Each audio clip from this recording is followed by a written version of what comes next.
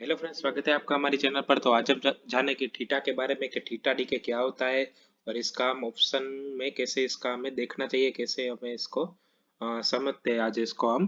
तो थीटा जो होता है वो एक ऑप्शन ग्रीस का ही पार्ट है।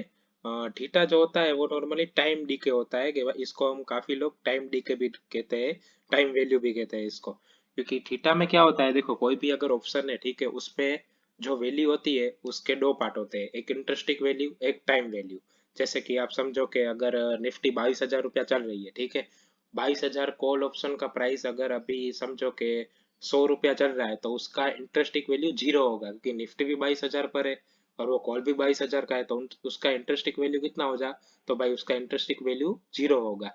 उसी तरह उसका टाइम वैल्यू कितना होगा, तो उसका टाइम वैल्यू 100 रुपया होगा, क्योंकि उसपे वो ही बचा है, क्योंकि निफ्टी तो अभी 22,000 पर ही है, तो उसका टाइम वैल्यू 100 रुपया होगा। उसी तरह अगर समझो निफ्टी 22,000 पर है, ठीक है, और 21,900 का कॉल का प्राइस 200 रुपया है, तो उसमें इंटरेस्टिंग वैल्यू कितनी हो जाएगी, 100 रुपया, क्योंकि 21,900 का कॉल है, ठीक है। लेकिन निफ्टी अभी 22,000 चल रही है, तो 100 रुपया उससे ऊपर चल रही है, तो उसका 100 रुपया इंटरेस्टिंग वैल्यू हो जाएगा, और ऊपर का जो 100 रुपया है वो उसका टाइम वैल्यू हो जाएगा।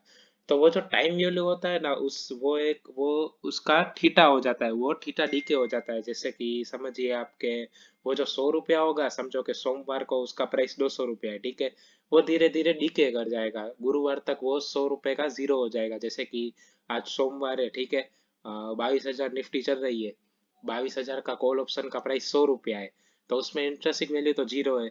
तो धीरे अगर निफ्टी 22,000 की 22,000 रही, या तो फिर उससे गिर गई, तो वो जो कॉल ऑप्शन का प्राइस है ना, वो गिरता जाएगा। जैसे कि मंगलवार को 80 हो गया, बुधवार को 60 हो गया।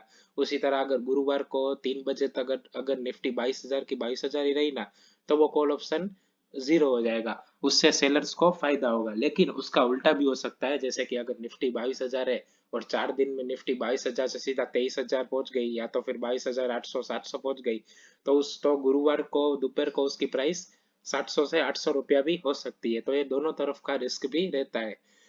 तो ये होता है थीटा डीके। टाइम वैल्यू जो होता है वो जो डीके होता है उसे हम थीटा डीके कहते हैं। जो टाइम वैल्यू का प्राइस होता है वो धीरे धीरे जो, जैसे जैसे गुरुवार आता है, वो धीरे धीरे जो प्राइस काट काटते जाते हैं, जैसे कि कम होता जाता है, उसे हम थीटा डीके कहते हैं।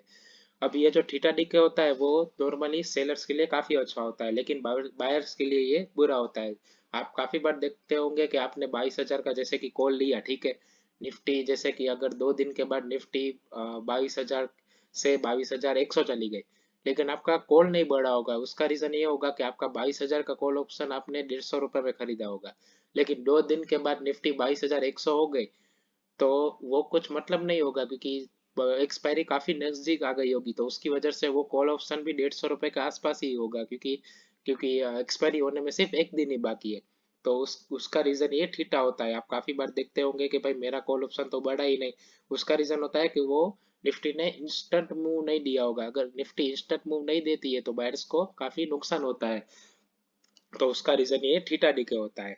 और इस इसमें सेलर्स जो होते हैं वो नॉर्मली थीटा को देखते हैं कि भाई थीटा डीके हो तो सही है, पर लेकिन ये काफी रिस्की भी होता है। जैसे कि अगर किसी ने 22,000 का कॉल लिया, लेकिन निफ्टी 22,000 की 22,000 ही रही, तो गुरुवार तक वो जीरो हो जाता है, तो वो उसका पूरे का पूरा 100 रुपए का लॉस हो जाता है। और सेलर्स के लिए भी रिस्की होता है। जैसे कि 22,000 पर उसने सेल किया, लेकिन निफ्टी ने 400-500 पॉइंट का मुंह दे दिया, तो उसको तो पूरा 500 रुपए का भरपाई करके देना पड़ेगा, जो भी उसकी क्वांटिटी होगी उसके हिसाब से। तो ये काफी रिस्की भी होता है। तो मैं आपको थोड़े एग्जांपल दिखाता हूँ। जैसे कि आज मैं वीडियो एडिट कर रहा हूँ, तब निफ्टी 22,900 चल रही है, ठीक है। तो अब एट द मनी का ही आज हम देखते हैं। जिस दिन मैं वीडियो एडिट कर रहा हूँ उस दिन निफ्टी 22,900 चल रही है। तो आज आप देख सकते हैं कि एट द मनी का कॉल का प्राइस चल रहा है 115, और दूसरे का एट द मनी का प्राइस चल रहा है 360 रुपया। तो दोनों का प्राइस अलग अलग क्यों चल रहा है, क्योंकि दोनों है तो एट द मनी। तो उसका रीजन ये है कि ये जो 115 वाला है ना, उसकी एक्सपायरी 9 तारीख को है, तो उसकी एक्सपायरी नजदीक है काफी। और इसकी जो 360 वाला है ना, उसकी एक्सपायरी 30 तारीख को है। तो ऑलमोस्ट इसमें तो काफी दिन बाकी है, तो इतने दिनों में तो कुछ भी हो सकता है, तो उसकी वजह से इसकी टाइम वैल्यू ज्यादा है। तो अब मैं आप एक बार समझिए, 22,900 का कॉल है, तो इसकी इंटरेस्टिंग वैल्यू इसमें कितनी होगी, तो इसमें इसकी इंटरेस्टिंग वैल्यू जीरो होगी क्योंकि ये एट द मनी है। दोनों में इसकी इंटरेस्टिंग वैल्यू जीरो ही है। दोनों में जो वैल्यू आपको दिख रही है 115 और 360, दोनों में ये टाइम वैल्यू है। अगर 9 तारीख तक निफ्टी 22,900 की 22,900 या तो उससे भी गिर गई ना, तो ये 115 जीरो हो जाएगा। और ये जो 22,900 का ये जो 30 तारीख वाला है, अगर वहाँ सेम यही, अगर 30 तारीख कर निफ्टी 22,900 या तो फिर उससे गिर गई, तो ये भी जीरो हो जाएगा, भले 360 रुपए का भी रहा। लेकिन इसका उल्टा, अगर निफ्टी 9 तारीख तक 22,900 में से अगर 23,500 चली गई, तो इसका प्राइस 600 रुपया हो जाएगा। और और अगर 30 तारीख तक ये 22,900 में से अगर समझिए 23,900 भी हो गया, तो इसका प्राइस 1,000 रुपया हो जाएगा। तो इसमें बायर को फायदा भी हो सकता है लेकिन नुकसान भी हो सकता है।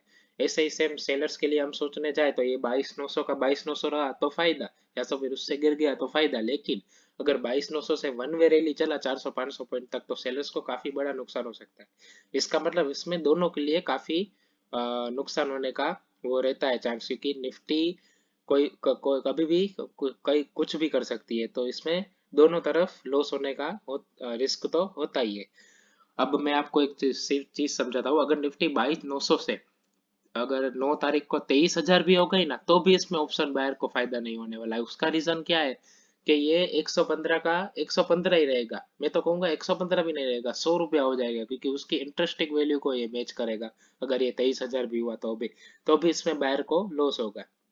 उसी तरह से ये थीटा का इसका इस्तेमाल होता है। अगर आपको ये वीडियो पसंद आया हो तो इस वीडियो को लाइक करें, शेयर करें, कमेंट करें, और ऑप्शन ग्रीक्स के बारे में अगर आप और जानना चाहते हो तो हमारे चैनल को सब्सक्राइब करें। Thank you very much.